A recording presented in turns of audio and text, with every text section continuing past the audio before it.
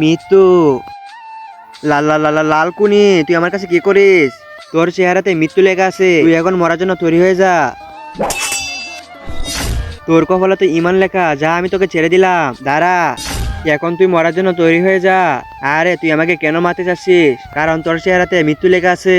হ্যাঁ, জানজিরাল ইমাম সাহেব, আমাকে ওই লাল কুনির হাত থেকে বাঁচিয়ে দিন, না হলে আমাকে ও জানে মেরে দিবে। এখন তো আমিও তোমাকে সাহায্য করতে পারবো না, কারণ তোমার চেহারাতে মৃত্যু লেখা আছে।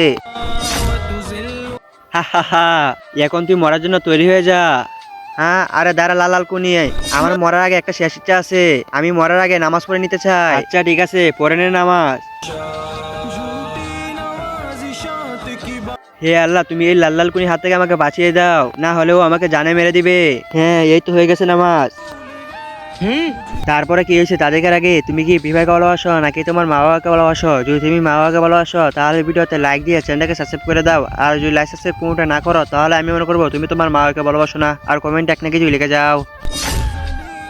ইমান, ঠিক আছে, এবার মতো বেঁচে গেলি।